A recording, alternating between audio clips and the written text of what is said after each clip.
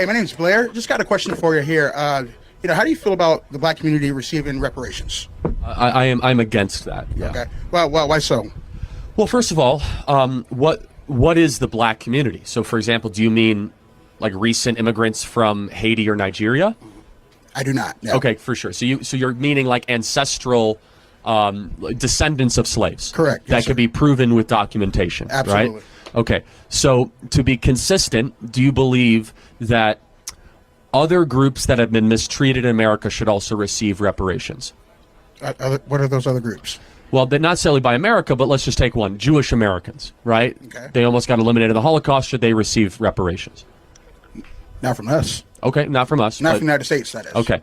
So here's my view, and I want to hear yours, Okay. which is that I did not own slaves, and you were not a slave. Correct. Right. So we are individuals, and therefore we cannot be held accountable or should receive something from something that didn't happen to us or something we did not do. That is a basic law of justice, that I can't be held accountable for something that somebody looked like. Hey, shalom, shalom. Want to start off by giving all praises unto Yahweh, Bahashem, Yahweh Shai, Bahashem, Rachakodash. Double honors to our apostles, to our elders who rule well.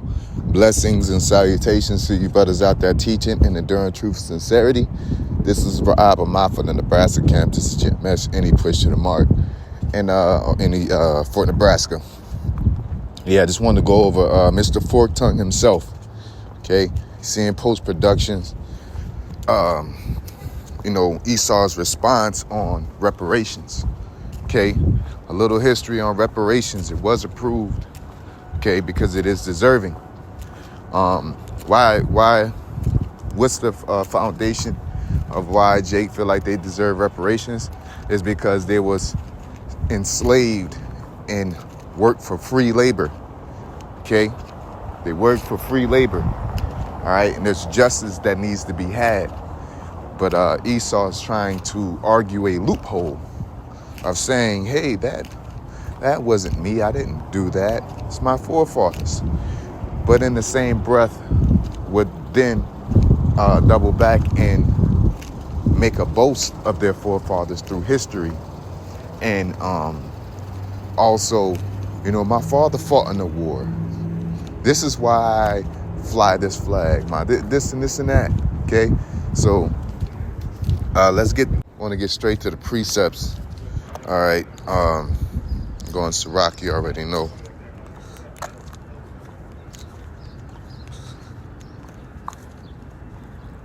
All right, so in Sirach chapter 41, we're gonna go. Let's see here.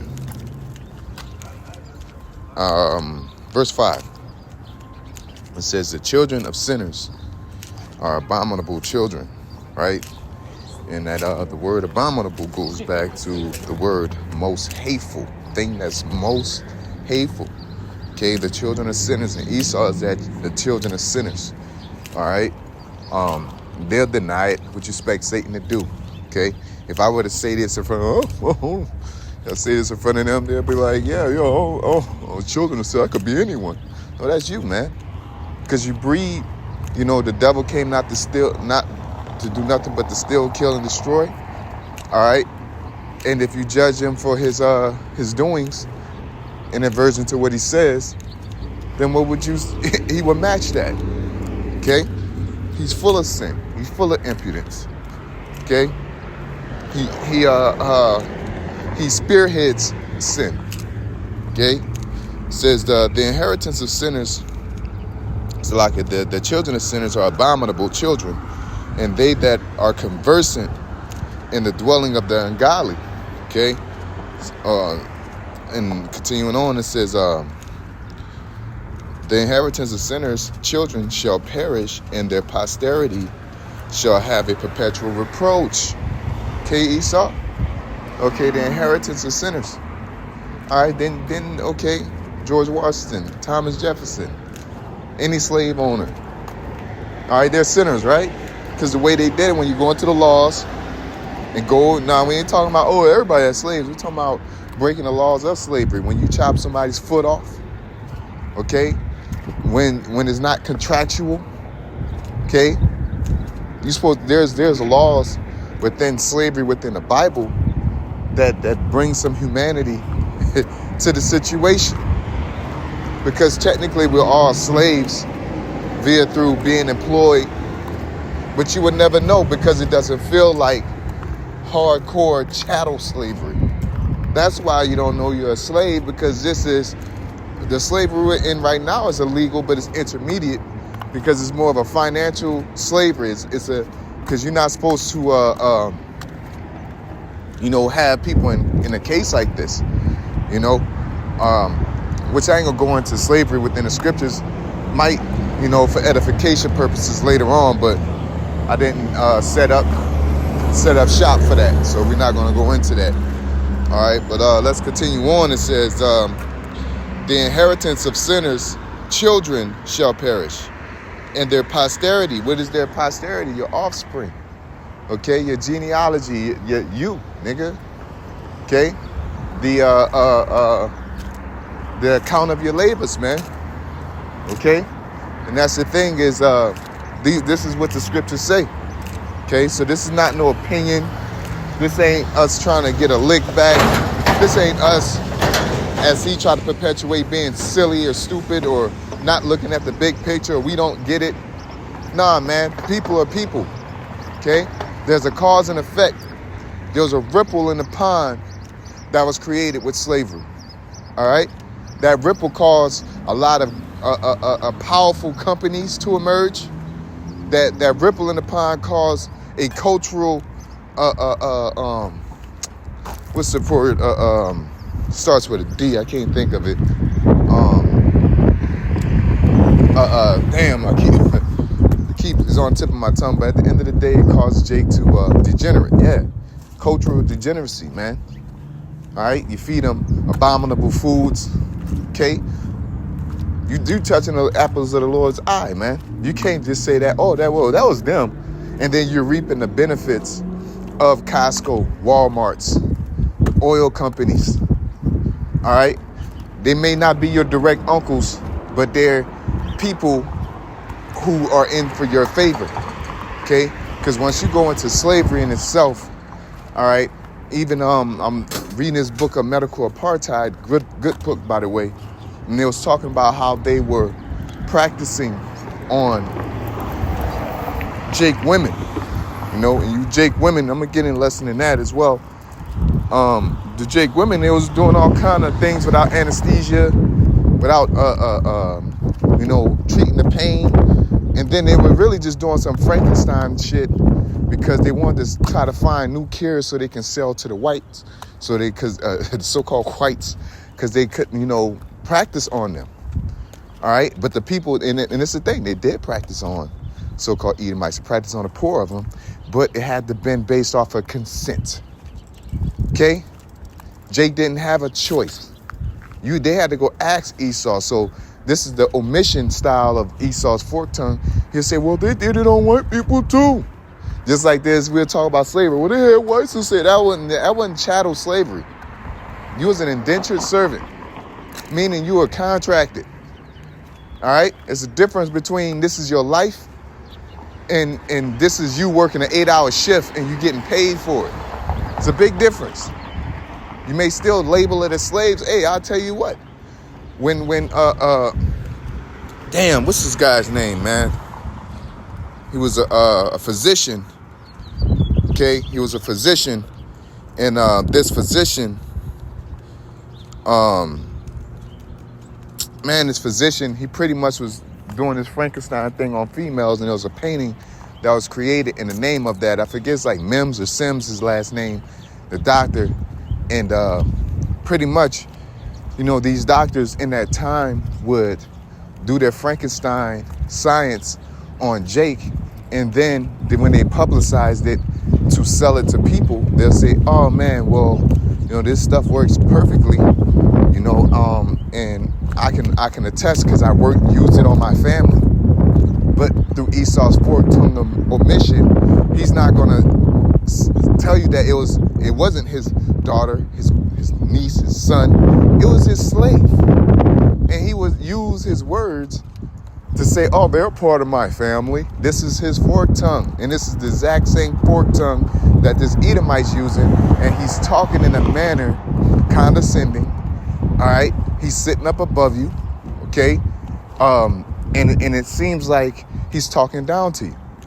Just like when I forget who they,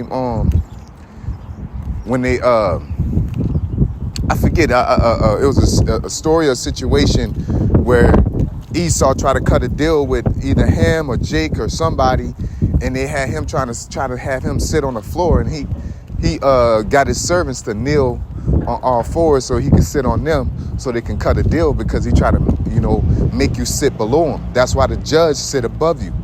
Okay, there's a mental warfare with that, man. And what? I'm just sitting. That's Esau. That's his fork tongue. Well, sit where I'm sitting at. Okay? Just like you try to change the color of the Lord and you change the white. Well, what color doesn't matter? Well, why did you change his color then? Okay? There's a psychological advantage to that, and you know that. Because you're a sorcery-loving, enchanting demon, man.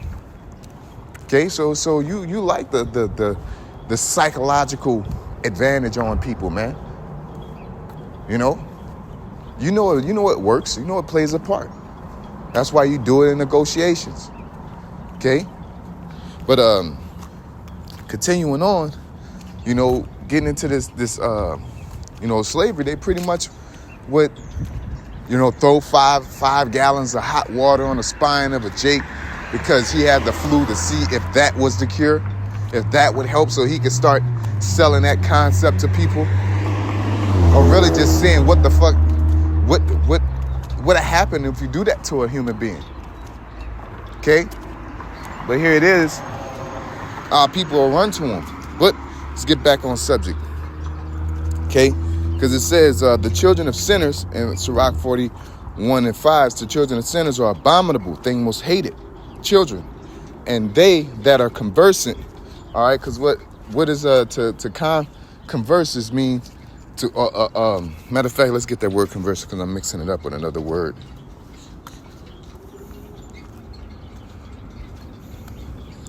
It says having frequent or customary intercourse. Okay, acquainted, familiar, and that's a beautiful word right there, because in they that are conversant in the dwelling of the ungodly, that you're frequent. Okay, you're frequently.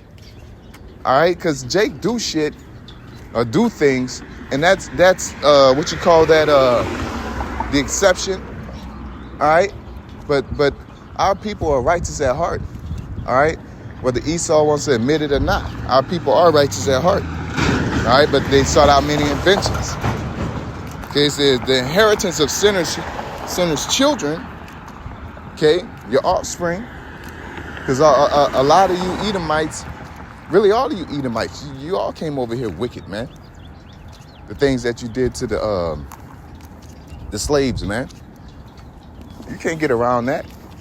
There's things that you did up in Virginia, North Carolina, South Carolina. Okay?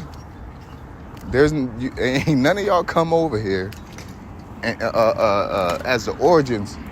If anybody, let's put it like this. If anybody came over here, and it was your uncle, and he came over here slaughtering people, and then he invited your duck ass over here, and you're like, oh, yeah. All right? Because the scriptures tell you what? Be not greedy of ill-gotten gain. This country is ill-gotten. And if you had any dignity, you wouldn't even come over here, because you're like, nah, I don't want nothing to do with this. This is blood money. Right? But that was never a statement. Y'all came over here in droves and reaped the benefits of the wickedness of your forefathers, and then try to put it on them while you reaping the benefits. And then on top of that, you're not handing it out. You're not doing nothing just with it. Okay? Because the scriptures tell you, quite frankly, what to do over and over. All right? Try to see if I can find it real quick. Yeah, Exodus chapter 21:16, it says, and he that stealeth a man and selleth him, or if he be found in his hand, he shall surely be put to death. That's a cause and effect to it.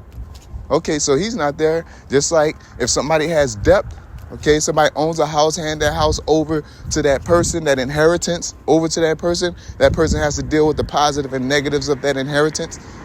Okay, so you didn't, okay, George Washington died, you didn't get up and say, well, shit, he was doing all this, I ain't got nothing to do with this, let me take my ass back to Australia or Poland or whatever, wherever you say your generation, your people come from. You didn't hop up and do that. All right, so let's stop playing the games. Let's stop playing. You only trying to denounce. You're only trying to denounce the wickedness of your people, but you inherit all the good things. And the thing is that we're in a place where all the good things is not visible. Okay, it's a glass roof at this point. Okay, so you don't see who owns all the companies, who owns all the resources and minerals. Okay, and those people that own resources and minerals only have the best intended heart of their race. And then you're walking around knowing and seeing these things, and then, well, I don't get it. Hey, that's on you. That is on you, man. That's on you, man. Just like we see our people out here in wickedness, all right? And we're not the most powerful people, and the Lord had it to be that way. He chose the base of this world to confound the wise, but yet he still chose Israelites being underneath other Israelites to do what? Upbraid and correct and situate things and say, oh, hell no, man, I'm not being associated with this. So with that being said, it's possible. If you're really good how you say you are, you'll be doing what the prophets are doing to their people, to your people. You're a benefit correct to them. But you don't do that. You reap the benefits. All right? Sweet Home Alabama. Those songs you come out with. You're loving it. Okay? This is a water park for you. All right, so let's continue on. Verse 7, it says, the children will complain of an ungodly father because they shall be reproached for his sakes. Okay? So let's get the word reproach in case Esau try to play because he loves playing that role. Conveniently stupid. It says rebuke, blame. Okay, censor, directed against. Okay, he's being reproached. He's being blamed for what he's been doing, for what his forefathers been doing. All right, and you will be reproached for his sake because the Lord shall visit you. See here, we'll get that real quick.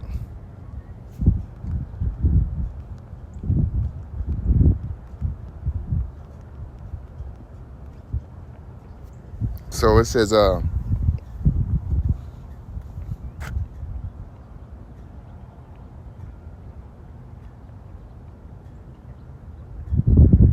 gonna get into Exodus 34. Matter of fact, I mean, it says it a couple times all over. Exodus 34:7 says, keeping mercy for thousands, forgiving iniquity and transgressions and sin, right? And that will by no means clear the guilty, visiting the iniquity of the fathers upon the children and upon the children's children unto the third and fourth generation. All right, and let me see. Let's go and Google.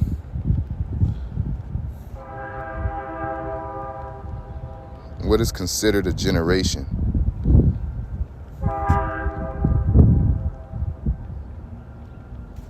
All right.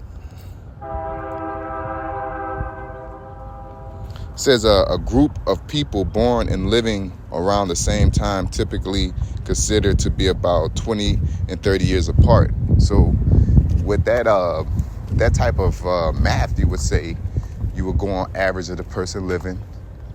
Okay. The average of a person living, and then you was, 60 and 60 and then add 20, you could say what, 140 years, 160 is about two generations. So if you split that down the middle, it's about 80 years, 100 years. Every 100 years, technically you could say is a generation. 1945, what they got, 1964, okay? Because a lot can be forgotten from generation to generation. But a lot can be remembered and handed down from generation to generation. Even if you don't know why you're doing it, it's still off as hell. Okay? Again, if you're found, you're found. Your family's found with the blood of that man that you stole. Okay? Your nation stole men. You didn't sit there and read the history and wake up and say, oh, this is wrong. We need to give them back. All right? You can't sit here and if your forefather was rearing up altars and idols, and your father was a king, and then you rise up and it's like, well, I ain't do it. I'm just gonna keep it up and do what he was doing, but I ain't got nothing to do with it. No, if you bid him Godspeed, you're partakers of his deeds. There is no loophole to this.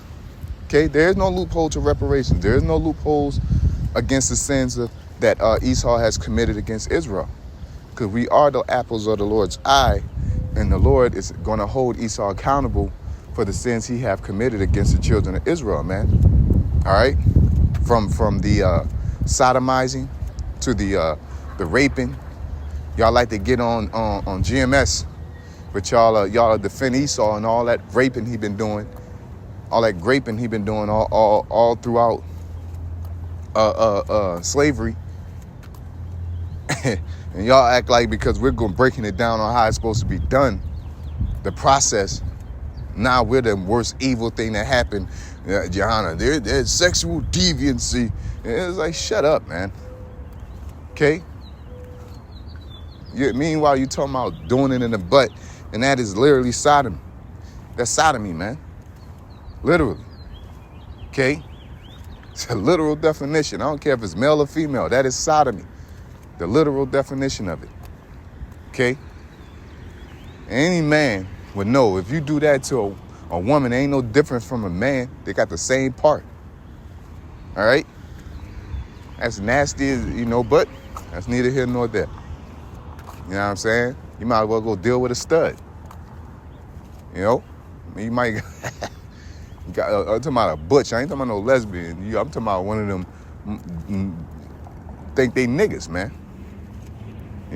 But that's different subject for a different time, man. But at the end of the day, Esau with this reparations is showing his forked tongue, and he's showing that he will renege on any deal that is presented. Okay, he's done that with the Gadites a bunch of times, man, and he's doing it now. Just bringing awareness to it. That's what we're doing on the Watchtower. Every time we see Esau do the stuff we've been trying to break down, because sometimes things are hard to identify if you don't actually see the action.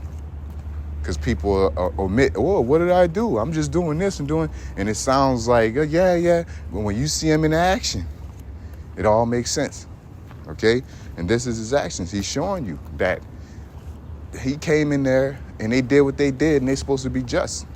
You're supposed to recompense everything that you took from people, man. All right? When a thief is found, he is to give back 7 times of what he took. That's just simple and plain. I don't give a fuck if the contract ended or not. You still owe. You still owe. Okay? If your dad owed $10 million to the mob and he dies, you owe $10 million. Yeah, that shit don't just go away. Especially with Esau, it don't work with you. So why would it, this is what I'm saying. You have debt, it'll carry over into you if you own it. All right? At least he'll take it even after death. If that passes down to you, then you owe. You don't just get a new house. Your dad has paid half the house off, and then he puts it in your name. And then you inherit the debt from generation to generation. And he don't pay it off, the other person owes it. Okay? Even the taxes. Oh, my dad bought this house. I ain't bought his house. I ain't about to pay no taxes on it. He gave it to me. No, nigga, you is in your name, right? Yeah. You're here, right? You're Caucasian, right? You say your forefathers found this country, right? So you inherit their sins as well. You know what I'm saying? That's just that. So, yeah, man. Just wanted to go over the hypocrisy of Edom, man. He does this all the fucking time. And he plays the victim and virtue signals and do certain things to make it look like he's the victim.